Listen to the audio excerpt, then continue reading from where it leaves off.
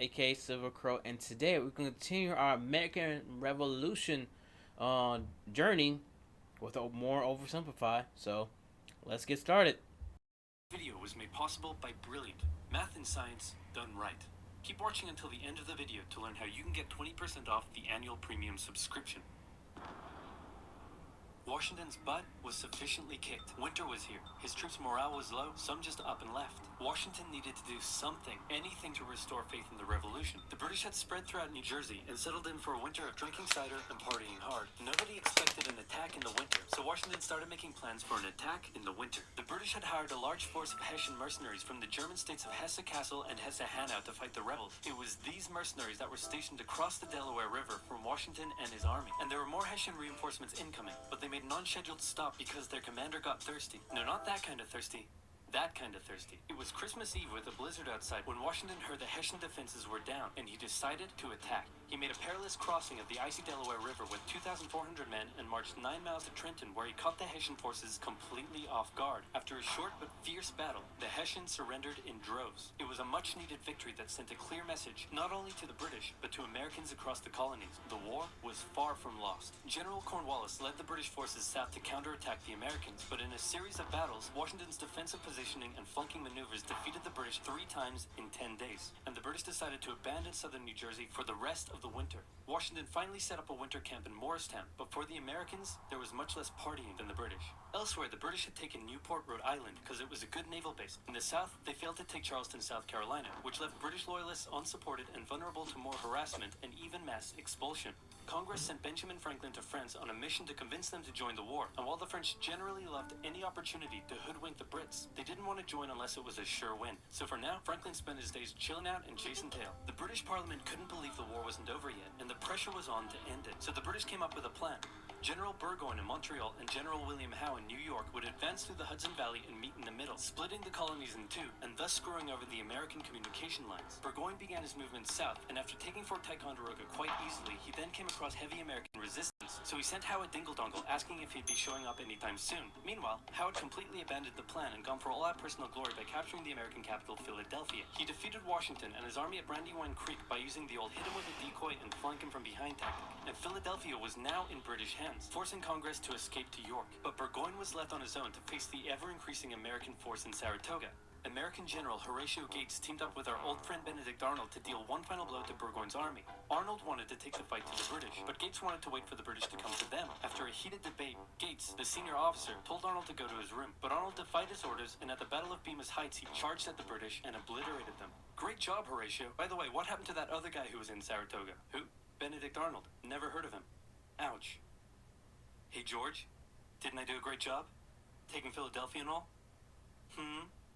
Didn't I? You're fired. Both Burgoyne and Howe returned to Great Britain, leaving British General Henry Clinton to take charge of the war. And the war was about to take a nasty turn, because with the victory at Saratoga, the French were finally ready to join the Americans. All right, Benny, we're in. Hey, isn't this kind of funny? You know, because you're a republic trying to overthrow an absolute monarchy, and I'm an absolute monarchy helping you? Like, could you imagine if your revolution inspired my people to revolt against me, and then they imprisoned me and all my family, and they chopped all of our heads off? Could you imagine? That's called foreshadowing. For now in America, winter was here once again, which meant yet more disease, more starvation, and even a little mutiny. After losing Philadelphia, Washington's job was again on the line, but suddenly, a Prussian guy with a very fancy name, hired by Benjamin Franklin, showed up out of nowhere and said, "Hey, I'm here to give your men a European military training." And train them he did. They learned how to shoot accurately, how to march in formation, where to poop and where not to, and strict punishments were handed out to any who didn't comply. Washington's army came out of the winter in 1778 a new and improved force, ready to take Philadelphia back from the British. In the end, though, they didn't have to. With the French entry into the war, the British ordered General Clinton to evacuate Philadelphia and consolidate all of the British forces in New York. So Washington sent Benedict Arnold to reoccupy and secure the city as he pursued the British through New Jersey on land, eventually finding a good opportunity to attack at Monmouth Courthouse. The battle took place on a sweltering hot summer's day, and as many soldiers died from heat stroke as they did from battle. In the end, after some incompetence/borderline treason from Washington's second-in-command, it was a draw. And in this war, a draw is kind of a victory for the Americans. Next up, let's talk about this guy. This is John Paul Jones. John Paul Jones is handsome, Scottish, and absolutely insane. When the war first broke out, everyone was like, how did the colonies expect to stand up to the might of the British Navy with their meager fleet of converted merchantmen? Yeah, try telling that to John Paul Jones. This guy sailed to the British Isles, somehow captured a British ship off the coast of Ireland, and brought it back to France. Then he returned, attacking more ships, raiding towns, and evading capture the entire time. These are basically pirate tactics. But hey, if it works, it works. In one incident, he captured a British ship and returned to a Dutch port without an official ensign because his was lost during the battle. That's a big no-no and can have you arrested as a pirate. The Dutch helped him out by quickly creating a design based on Benjamin Franklin's description of what the American flag should look like, and they entered it into their records as an official US flag. What they came up with looks pretty cool. The whole campaign probably played heavily on British morale and brought into question their ability to win the war. And fun fact, he was so cool that one of the towns he raided in 1778 gave him an official honorary pardon in 1999. Keep ripping in heaven, John Paul Jones. You're an angel now. What the Continental Navy was lacking in resources, though, the French entry into the war made up for. The French began with naval skirmishes in the English Channel, and they sent a large fleet to America, although it sustained a lot of damage in a storm off Rhode Island. The Americans were hoping for a bigger commitment from the French, so John Adams went to France to help Benjamin Franklin continue negotiations. Oh good, you're finally here. Check this out. Hey ladies, I'd like to fly you like a kite, because you're electrifying. Isn't this great? Is this what you've been doing? Yeah, why? We were sent here on a diplomatic mission to secure military support from France, not to philander with the locals. Wait, no, ladies, come back. Worst wingman ever. But the Americans would get some more help. The Dutch provided aid, although they never formed an official alliance. More significantly, though, the Spanish, who had already been providing aid, officially joined the war in June 1779. They would provide support in the Midwest and the Gulf Coast, campaigns that heavily impacted the Native American tribes in those areas. Both sides actually enlisted the help of Native American tribes throughout the war, sometimes even pitting those tribes against each other. In the summer of 1779, after a series of raids against the Americans by the Iroquois, Washington organized an expedition that burned down more than 40 villages, forcing the tribes to relocate to Canada for British protection. And another group that shouldn't go unmentioned were African Americans, both free and enslaved. They joined both sides of the war, hoping to gain their freedom. But afterwards, many were simply returned to slavery, particularly those who had fought for the Americans.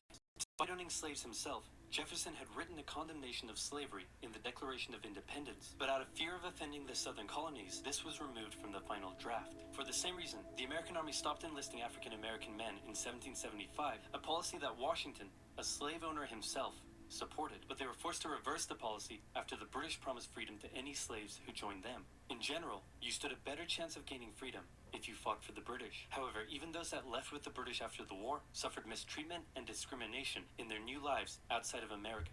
Our good friend Benedict Arnold is now in charge of Philadelphia, having a good time, partying down with, and even marrying a member of the Philadelphia elite. The same elite that had partied down with the British when they controlled the city. And suddenly, the people of Philadelphia, including the state governor, started accusing Arnold of having pro-British sentiments. To keep the people happy, Washington wrote a letter rebuking Arnold, calling his conduct imprudent and improper, and that was too many ouchies for Benedict Arnold to handle. He asked Washington to put him in charge of the fort at West Point. Then he contacted the British, offering to hand the plans of the fort over to them and join their side. Our good friend Benedict Arnold is our good friend no more. Luckily, the treasonous plans were discovered on a captured British officer, but Arnold managed to escape before he was arrested. As a British brigadier general, he would go on to lead raids against American cities, most notably his raid of Richmond, Virginia in 1781. His betrayal shook George Washington, who had once again set up camp at Morristown. His leadership somehow held the Continental Army together through the harshest winter of the war.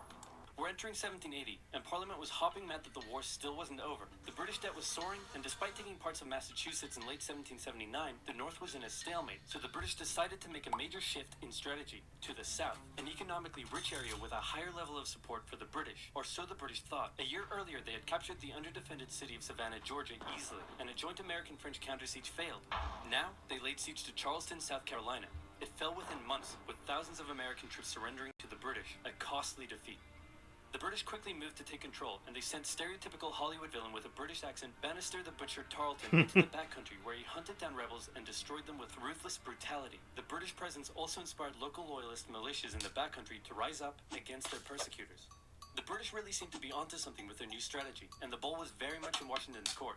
I'm gonna send my most loyal general, Nathaniel Greene, to the south to stop the British. Gonna have to overrule you there, George. We're sending hero of Saratoga and your biggest rival, Horatio Gates. Watch this, George. I'm gonna save the day again. Everybody will love me, and I'm gonna get your job. Here I go. And he got into one battle with Cornwallis, got annihilated, and ran away.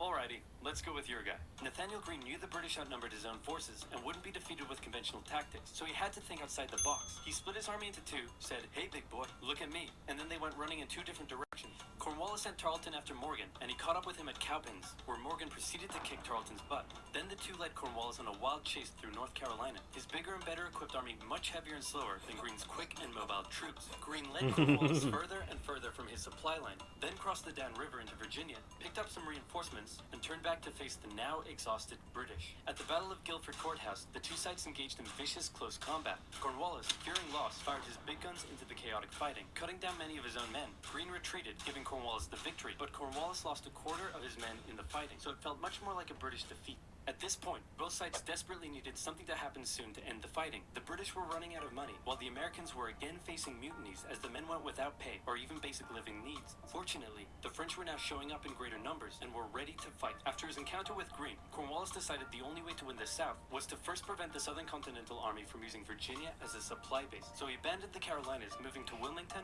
and on to Yorktown, a position the British believed would be easy to supply and support. On his march to Yorktown, he raided many farms, stealing horses and supplies from the locals, but also freeing thousands of slaves, many of whom joined him. The French saw Cornwallis's new position as an opportunity to land a decisive blow on the British. Washington wanted to attack Clinton in New York, but the French said it was a really dumb idea. And to be fair, it was. Instead, Washington sent out fake dispatches to make it look like they would attack Clinton, but secretly their combined force marched all the way down to Virginia. A large French fleet under the command of Comte de Grasse arrived and successfully cleared the British Navy out of the Chesapeake Bay. The combined land and naval forces then laid siege to Cornwallis's army in Yorktown.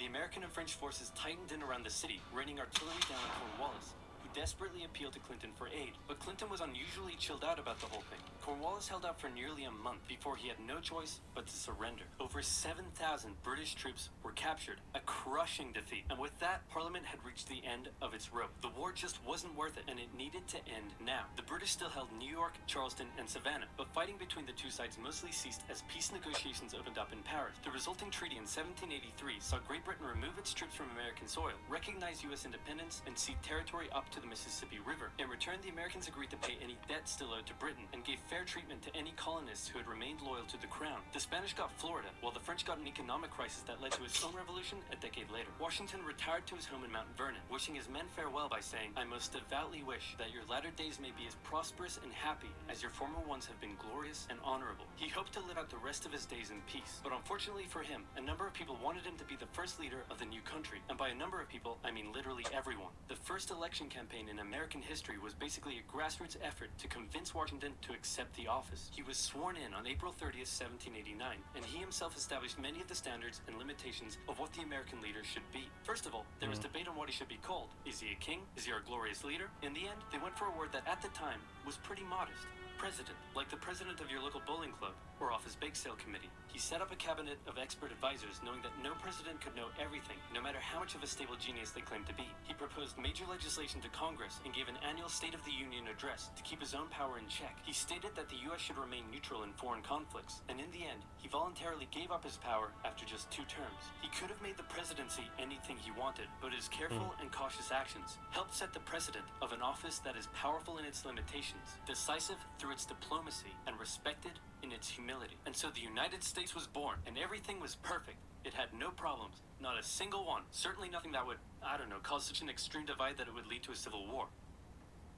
Anyway, moving on. Quick quiz. Name the most American thing you can think of. Baseball? Bald Eagles? Calling the winner of an America-only sports tournament world champions? Or maybe math and science? Wait, math and science? That's right. If you didn't know, science is as American as combining chicken with waffles. And don't just take my word for it. Ask Thomas Jefferson.